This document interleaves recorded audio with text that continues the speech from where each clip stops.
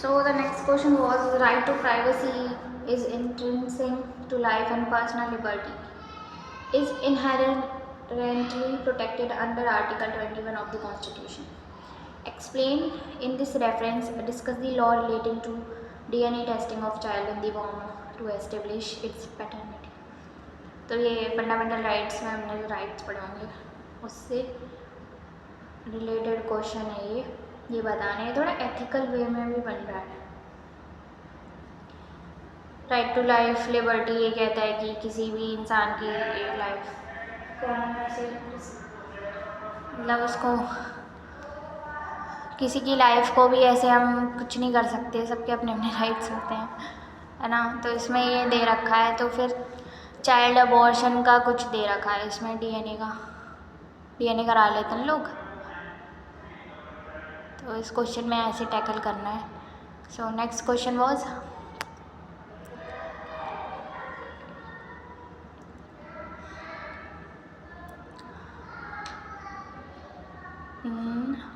what changes has the union government recently introduced in the domain of center-state relations? Suggest measures to be adopted to build the trust between the center and the states for the strengthening federalism.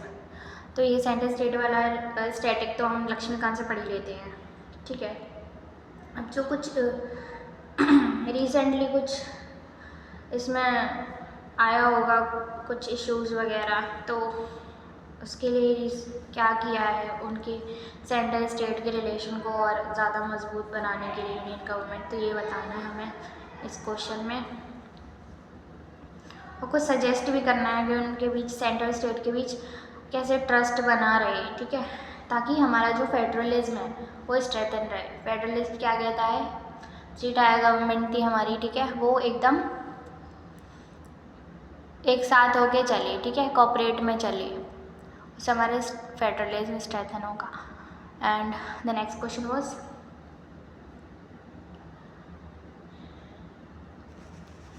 explain the reasons for the growth of public interest litigation in India. As a result of it, has the Indian Supreme Court emerged as the world's most powerful judiciary? Public interest में कुछ growth हुई है, उसके reason बताने हैं हमें, ठीक है।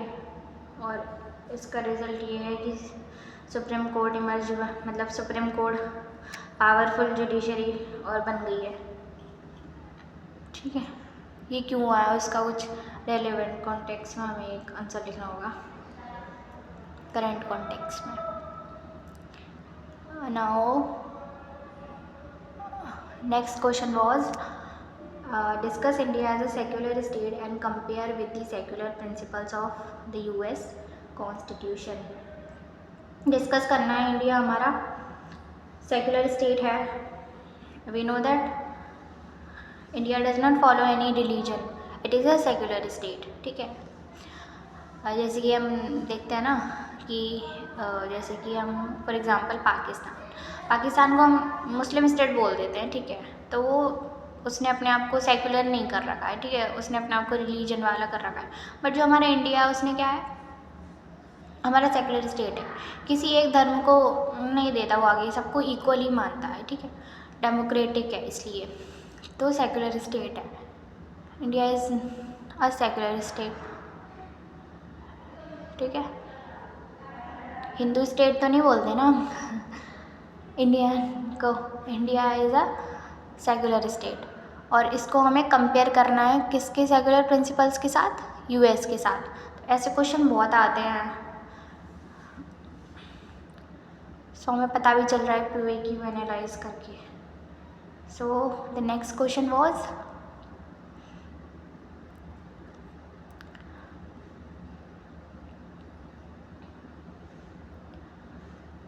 This, the citizens charter has been a landmark initiative in ensuring citizen-centric administration, but it is yet to reach its full potential. Identify the factors hindering the realization of its promise and suggest measures to overcome them. ये citizen charter पे है हमारा, एक हमारा citizenship वाला chapter भी है लक्ष्मीकांत में, उससे स्टैटिक हो जाएगा। और कुछ करंट का जो चल रहा होगा उसको, उससे हम डायमेंशन बना के आंसर लिख सकते हैं। So next question was this.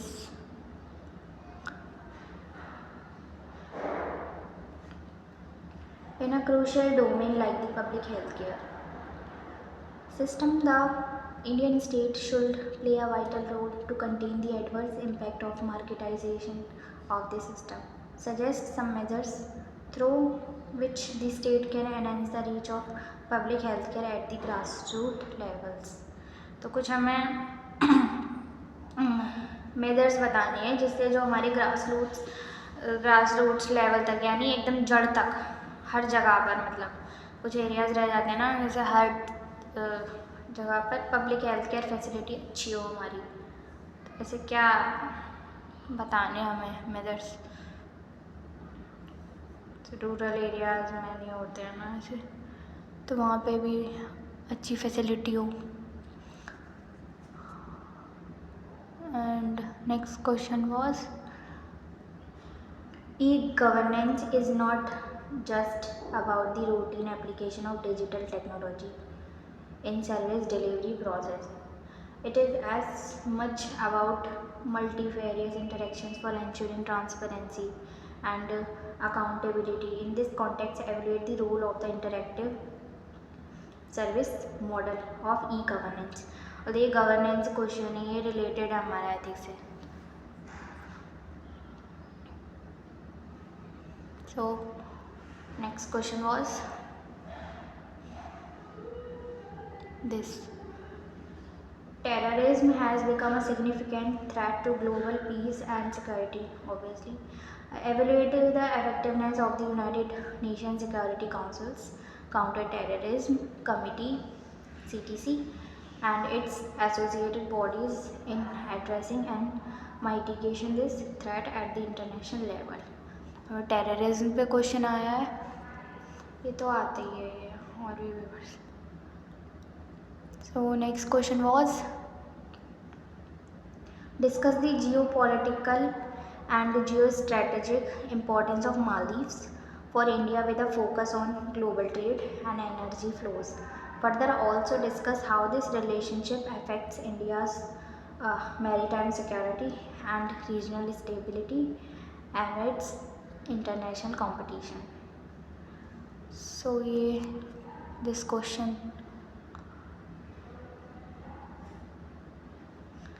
Now this was the last question.